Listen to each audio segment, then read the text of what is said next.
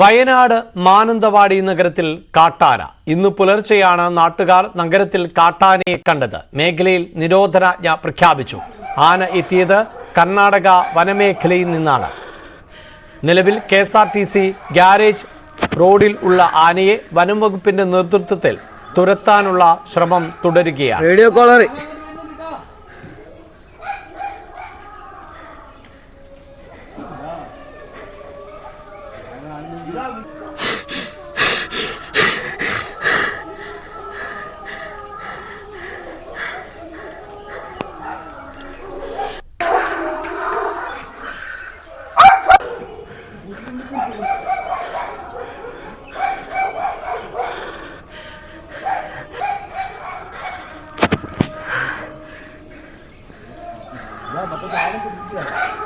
വിശദാംശങ്ങളുമായി ജിൻസ് തോട്ടുങ്കരയാണ് ചേരുന്നത്. ജിൻസ്, പുലർച്ചെയാണല്ലോ ആനയെ കണ്ടത്. ഈ വലിയ തോതിൽ പരിഭ്രാന്തി പരത്തുന്ന ഒരു സാഹചര്യമുണ്ടോ? ജനങ്ങൾക്ക് നേരെ ഏതെങ്കിലും തരത്തിലുള്ള ആക്രമണത്തിന് സാധ്യത കാണുന്നുണ്ടോ?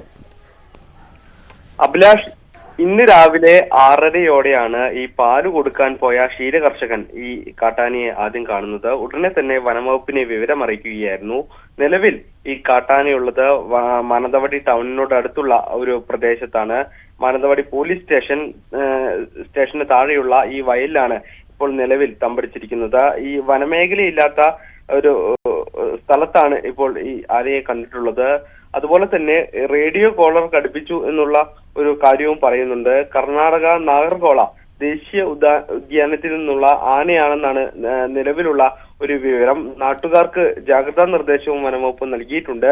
ഈ മാനന്തവാടി നഗരസഭയിൽ നിലവിൽ നിരോധനാജ്ഞയും പ്രഖ്യാപിച്ചിട്ടുണ്ട്. ഈ വിദ്യാർത്ഥികളോട് സ്കൂളിലേക്ക് അയക്കരുത് എന്നുള്ള കാര്യവും അറിയിച്ചിട്ടുണ്ട്. ആനയെ തിരികെ കാട് കയറുന്നതുവരെ വ്യാപാര സ്ഥാപനങ്ങളും അടച്ചിടാൻ നിർദ്ദേശമുണ്ട്. എന്തായാലും നിലവിൽ ഈ ആന മറ്റുള്ള ആളുകൾക്കെതിരെ ഒരു ആക്രമണം ഉണ്ടായിട്ടില്ല എന്നുള്ളത് വലിയൊരു ആശ്വാസം നൽകുന്ന ഒരു കാര്യമാണ്. ഈ മാനന്തവാടി ടൗണിൽ ഈ കാട്ടാന ഇറങ്ങിയതിനാൽ തന്നെ ജനങ്ങളോട് ജാഗ്രത പാലിക്കാനും ജില്ലാ ഭരണകൂടം നിർദ്ദേശം നൽകിയിട്ടുണ്ട്. ആളുകൾ മാനന്തവാടി ടൗണിൽ വരാതിരിക്കുന്നത് പരമാവധി ഒഴിവാക്കണം എന്നുള്ള കാര്യമാണ് പറയുന്നത്. അതുപോലെ തന്നെ ഈ ആനയെ പിന്തുടരുകയോ അതുപോലെ തന്നെ ഫോട്ടോയോ വീഡിയോ എടുക്കരുതെന്നും കർശനമായിട്ടുള്ള നിർദ്ദേശമുണ്ട്. ഈ ആനയെ പിടികൂടാനുള്ള നടപടികൾ ഇപ്പോൾ ഊർജിതമാക്കിയിരിക്കുകയാണ് വനം വകുപ്പ്. അഭിലാഷ്, ജിൻസ്, നിലവിൽ ഈ ദൃശ്യങ്ങളിൽ കാണുന്നതിൽ റേഡിയോ കോളർ എന്ന് തന്നെയാണ് നമുക്ക് മനസ്സിലാക്കാൻ സാധിക്കുന്നത്. അത് നേരത്തെ ഘടിപ്പിച്ചിരുന്ന ആനയായിരിക്കണമല്ലോ.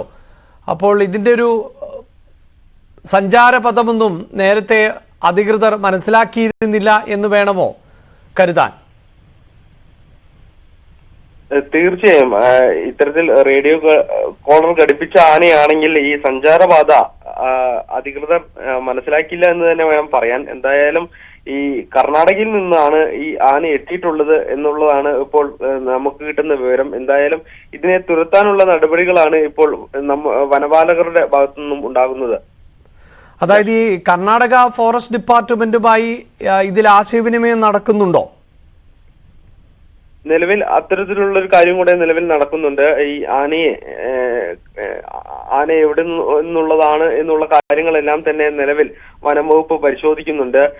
നിലവിൽ നാഗർകോള ദേശീയ ഉദ്യാനത്തിൽ നിന്നുള്ള ആനയാണെന്നാണ് ലഭിക്കുന്ന വിവരം. അതനുസരിച്ച് ഈ പ്രദേശത്തുള്ള ഈ ഭാഗത്തുള്ള വനപാലകരുമായി നിലവിൽ ആശയവിനിമയം നടത്തുന്നുണ്ട്. എന്തായാലും ഈ ആനയെ എത്രയും പെട്ടെന്ന് ഈ ഭാഗത്തിലേക്ക് അല്ലെങ്കിൽ ഇതിനെ തുരത്താൻ കഴിഞ്ഞില്ലെങ്കിൽ മയക്കുവെടി അടക്കമുള്ള കാര്യങ്ങളിലേക്ക് നീങ്ങാനാണ് വനപാലകരുടെ നീക്കം. അഭിലാഷ്, ഒപ്പം ജിൻസ്, ഇതിൽ ഈ പറയുന്ന പ്രദേശം വയനാട് മാനന്തവാടി നഗരത്തിൽ എന്ന് പറയുമ്പോൾ ഇവിടെ നിന്ന് ഈ വനപ്രദേശം എത്ര അകലെയാണ്? ഏകദേശം 15 കിലോമീറ്റർ അകലെയാണ് വനമേഖലയുള്ളത്. ഈ വനമേഖല ഇല്ലാത്ത സ്ഥലത്താണ് ഇപ്പോൾ ഈ ജനവാസ മേഖലയിലാണ് ഇപ്പോൾ കാട്ടാന ഇറങ്ങിയിട്ടുള്ളത്. അതുകൊണ്ട് തന്നെ ആളുകളെല്ലാം തന്നെ കടുത്ത ഭീതിയിലാണ്. രാവിലെ മുതൽ ആളുകൾക്ക് നിർദ്ദേശം നൽകിയിട്ടുണ്ട്. എന്തായാലും ഈ ആദ്യമായിട്ടാണ് ഇത്തരത്തിലൊരു സംഭവം നടക്കുന്നത്. അഭിലാഷ്, തീർച്ചയായും. അതായത് ഇതിനു മുമ്പ് ഈ പ്രദേശത്ത് ഇങ്ങനെ ആന ഇറങ്ങിയിട്ടൊന്നുമില്ല എന്ന് പറയുമ്പോൾ തന്നെ അത് പ്രദേശവാസികൾ വലിയ ആശങ്കയായിരിക്കും ഉണ്ടാക്കുക. അവർക്ക് അങ്ങനെ ഒരു അനുഭവമില്ല എന്നുള്ളതാണ് ഏറ്റവും വലിയ വെല്ലുവിളി. ഇപ്പോൾ നിരോധനാജ്ഞ അടക്കം പുറപ്പെടുവിച്ചിട്ടുണ്ട്. ഇതിപ്പോൾ വർക്കിംഗ് ഡേ ആണ്. നഗരപ്രദേശമായതുകൊണ്ട് തന്നെ കൂടുതൽ ആളുകളൊക്കെ ആ പ്രദേശത്തു കൂടി സഞ്ചരിക്കുവാനുള്ള സാധ്യതയുണ്ട്. സ്കൂൾ ഡേ ആണ്. കനത്ത നിർദ്ദേശങ്ങൾ തന്നെയാണോ പ്രദേശത്ത് നൽകിയിട്ടുള്ളത്?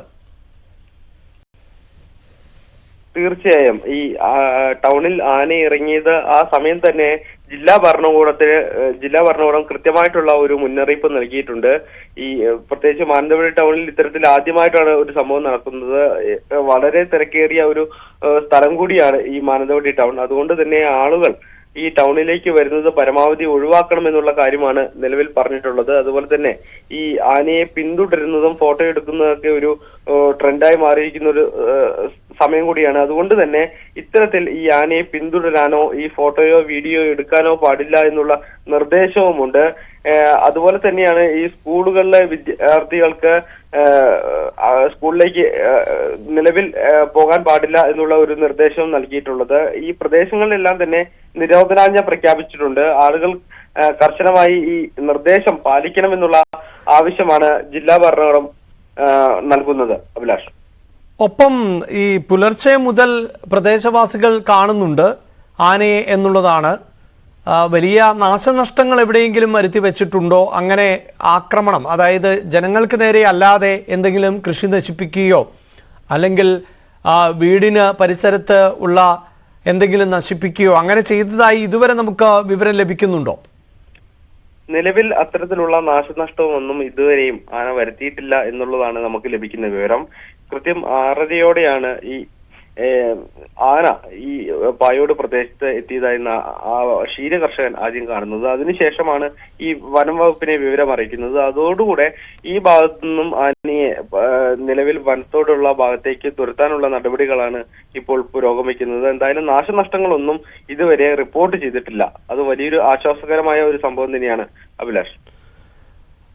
ഈ റേഡിയോ കോളർ ഘടിപ്പിക്കുന്നു എന്ന് പറയുമ്പോൾ ആനയെ സാധാരണ നിലയിലൊക്കെ ഐഡന്റിഫൈ ചെയ്യുന്ന സാഹചര്യമുണ്ട്. അതിന് പ്രത്യേക പേര് നൽകുക, അങ്ങനെയൊക്കെയാണല്ലോ രീതി. ഇതിപ്പോൾ കർണാടക ഫോറസ്റ്റ് ഏരിയയിൽ നിന്നായതുകൊണ്ട് തന്നെ കർണാടക വനം വകുപ്പായിരിക്കണം ഈ റേഡിയോ കോളർ അടക്കം ഘടിപ്പിച്ചത് എന്ന് വേണം നമുക്ക് മനസ്സിലാക്കാൻ. ഈ ആനയെ തിരിച്ചറിയാൻ ആ നിലയിൽ പറ്റിയിട്ടുണ്ടോ? നിലവിൽ അത്തരത്തിലുള്ള ഒരു കാര്യം ഉണ്ടായിട്ടില്ല. നിലവിൽ ഈ ആനയെ തുരത്താനുള്ള നടപടികളാണ് ഇപ്പോൾ ശ്രമിക്കുന്നത്. അതോടൊപ്പം തന്നെ ഈ ആന എവിടെ നിന്ന് വന്നു എന്നുള്ള കാര്യവും ഇപ്പോൾ വനംവകുപ്പ് കൃത്യമായി പരിശോധിക്കുന്നുണ്ട്.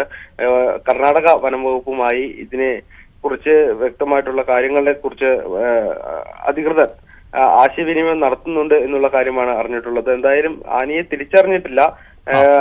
ഈ ജനവാസ മേഖലയിൽ ഇറങ്ങിയ ഈ കാട്ടാനി എത്രയും പെട്ടെന്ന് തുടരുക. ഇപ്പോൾ CK Ratnavalli Mananthavady chairperson telephone ലൈനിലുണ്ട്. രത്നവല്ലി, ഈ ഇപ്പോഴത്തെ അവിടുത്തെ ഒരു സാഹചര്യം എന്താണ്? ഇതിപ്പോഴിപ്പം പിന്നെ ട്രഷറി ഭാഗത്തു നിന്നും കണ്ണങ്കണ്ടി അതുപോലെ മീന ടയറിന്റെ താഴെ സെഞ്ചുറി പിന്നെ ഹോട്ടലിന്റെ താഴെ വശത്തേക്ക് തമ്പടിച്ചിട്ടുണ്ട് ആന.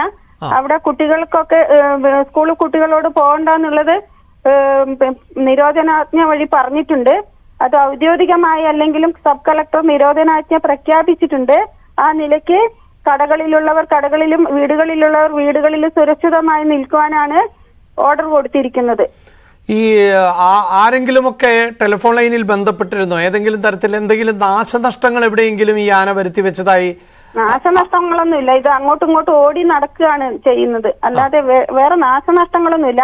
കോളർ ഘടിപ്പിച്ച ആനയാണെന്നാണ് പറഞ്ഞിരിക്കുന്നത്. ഇപ്പോൾ ഈ ആനയുള്ളത് ഈ ഒരുപാട് ആളുകൾ താമസിക്കുന്ന ഒരു മേഖലയിലാണോ? ആണ്. ഈ ആരൊക്കെയാണ് ഇപ്പോൾ സംഭവ സ്ഥലത്ത് എത്തിയിട്ടുള്ളത്?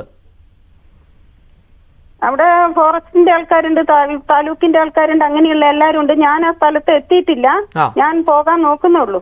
ശരി. ഈ പ്രദേശത്ത് ഇതിനു മുമ്പ് ഇങ്ങനെ ഒരു അനുഭവം ഉണ്ടായിട്ടുണ്ടോ?